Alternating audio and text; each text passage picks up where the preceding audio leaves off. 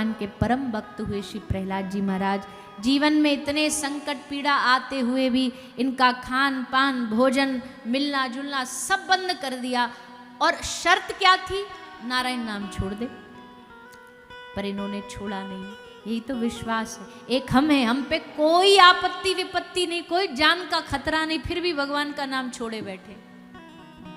और मौका भी मिल जाए छोड़ने का जीवन में, तो सबसे पहले छोड़ने की बारी आती है ना, तो सबसे पहले हम भजन ही छोड़ते हैं। घर में सूतक हो गया, क्या छोड़ेंगे?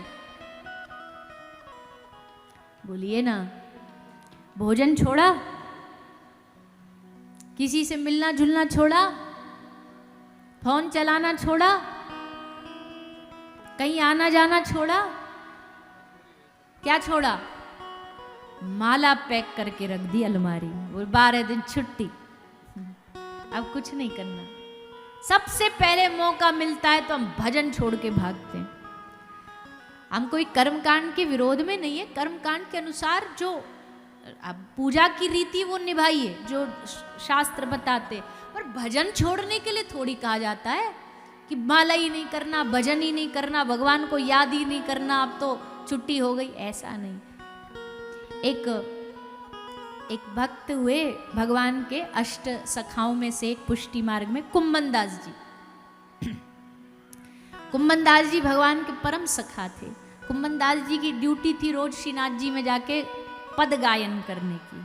रोज जाते थे श्रीनाथ जी को हवेली में, संगीत से गायन से ले जाते थे। इनके एक बार एक पुत्र की मृत्यु हो गई, बेटा चला गया।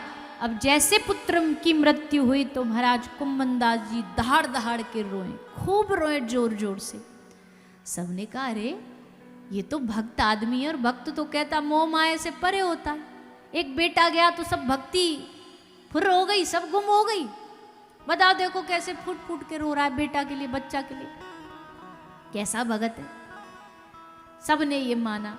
पर वहाँ गोसाई जी विराजे थे। गोसाई जी जानते थे कुम्मन दास जी ऐसे नहीं, जरूर बात कोई भाव है इनका। तो कुम्मन दास जी के कान में आके पूछा, कुम्मन दास जी आज आप इतना काहे को रो रहे हो, क्या बात है?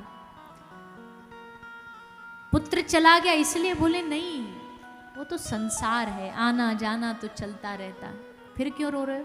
बोले घर में बालक चले जाने पर मृतक सूतक लग जाती है, अब 12 दिन तक क्या नहीं कर पाएंगे? 12 दिन तक हमारी जो लाल जी की सेवा है, जो अपने हम लाल जी को पद गा के रिझाते, गा के जो रिझाते, 12 दिन तक मैं कैसे रहूंगा लाल जी के बगैर? मैं श्रीनाथ जी के बगैर कैसे जीऊंगा 12 दिन तक? अब मेरी सेवा कैसे अधूरी रह जाएगी 12 दिन के लिए? ये सोच सोच के मेरा हृदय फटा जा रहा है कि मैं 12 दिन भगवान से दूर कैसे रहूंगा। ये होता भक्त का भाव, इसको भक्त कहते हैं। ये भगवान के प्रेमी होते हैं। तो भैया हम तो इतना निवेदन करेंगे, कोई परिस्थिति आ जाए कुछ छोड़ दो, पर भजन नहीं छोड़ो, भजन नहीं छोड़ना चाहिए। प्रहलाद जी को खूब प्रयास किया गया, पर प्रहलाद जी अड़े रहे, डटे रहे, और इसका परिणाम ये हुआ कि भगवान ने इतिहास में वो किया जो आज तक ना हुआ। आज तक भगवान ने मनुष्य रूप अवतार लिया, कभी वराह अवतार लिया, लेकिन आज ना तो मानव ना पशु, अर्ध मानव और अर्ध सिंह बन करके भगवान श्री नरसिंह बन करके प्रकट हो गए। बोलिए श्री नरसिंह भगवान की। और नरसिंह भगवान ने हिरण्यकश्यप का उद्धार करते हुए दोनों नखों से, हाथों के नखों से उसका उदर फाड़ दिया, और चारों ओर से देवताओं ने भगवान की स्तुति गायन करी। प्रहलाद जी ने भी आकर के भगवान की स्तुति करी, खूब कृपा हुई भगवान की। इस प्रकार प्रहलाद जी का ये सुंदर चरित्र सुनाया। आगे भगवान के एक परम भक्त की कथा सुनाई गई है, श्री गजेंद्र मोक्ष की कथा।